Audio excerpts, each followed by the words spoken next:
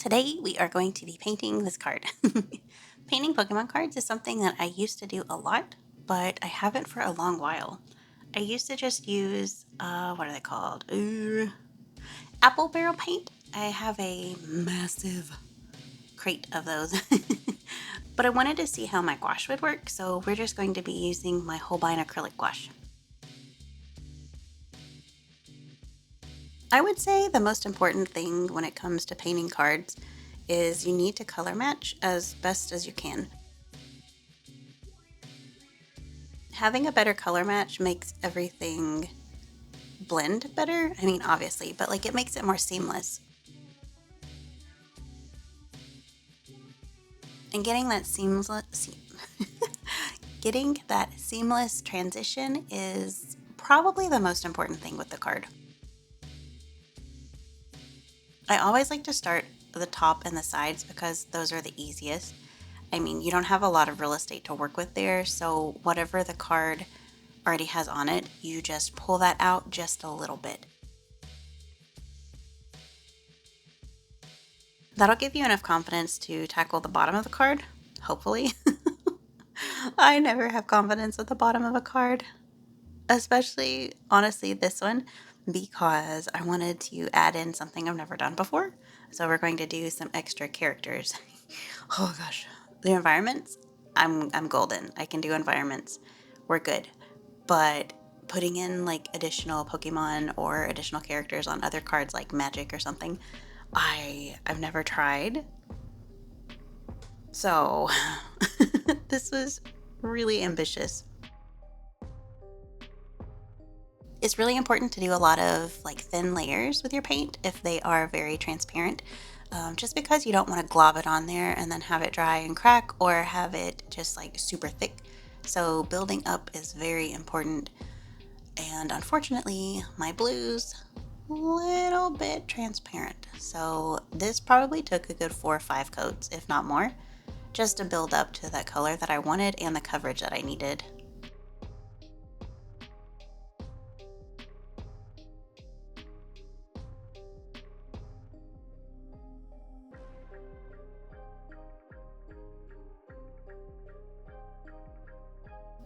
I used to do a lot of these, like a lot, and just like a ton of magic cards as well. And those are so much fun. I really enjoy doing those. I just, for some reason, got scared of them. I don't know why. I'll do that. I'll do something for a long time, be successful, do well, but then all of a sudden I get scared. And then once I get scared of something, it takes me a minute to pick it back up, if ever, honestly.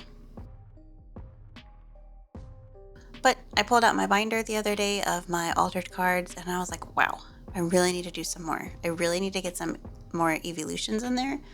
I currently just have Eevee and a Sylveon, and I'd like to do the rest of them. I just have to pick out specific cards, but I don't know. Maybe I'll try to hit as many as I can.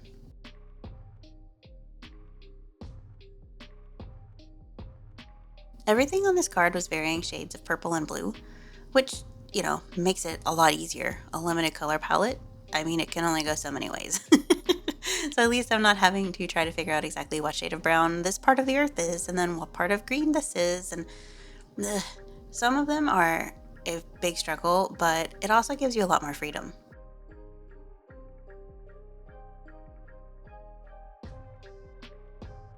Oh, and here we go. Here's the start of our other little friend. I'm sure you can guess who it is at this point. I mean, it's pretty on theme for the card. But with it being super tiny and way back there, I was like, this isn't going to be difficult. Just got to do little details, little tiny bits here and there, and hopefully it'll build up.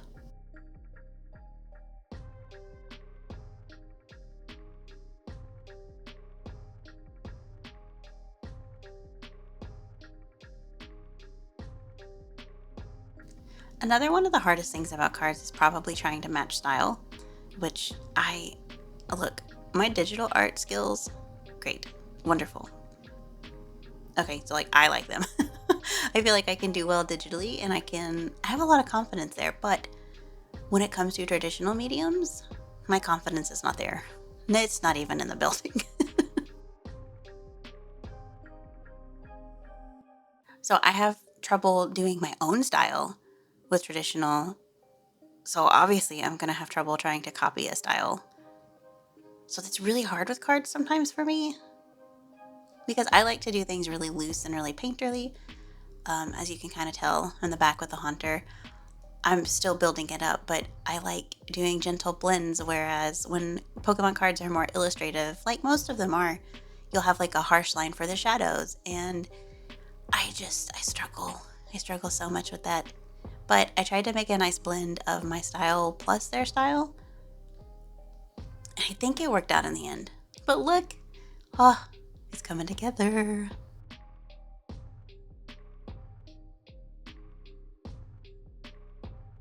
Honestly, with cards, small details really make or break. So I'm adding the really super light blue just for a little bit of lighting like we see on the Gengar. That'll also help tie in the style. It's just a super easy way to do that. Just follow how the shadows and the highlights are, and that'll help a lot. But the rest of the card is what I was really worried about because that's just a lot of area for a white tile floor. So I struggled. I didn't know what to do. I knew I wanted to put another character. I mean, I don't know why I'm acting like it's a secret. Obviously, you can tell from what I did if I'm going to put one more character, who it's going to be. But I started with the shadows because shadows are the easy part. Just one big long path there along the edge of the tile. Trying to figure out exactly how I wanted to draw in this stump was a little difficult because I thought about making it kind of like snake all the way across at one point, but I was like, no, that's too much tree, especially for root. Granted, long roots exist, but I just didn't want to put one on top. And I really struggled with getting this to look accurate as well. It took a hot minute, a lot of struggles, but I think we got there in the end. And here we go, busting out the circle tool.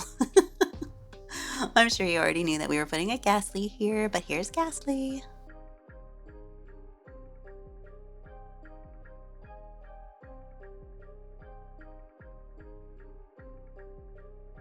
These little lines were so tedious.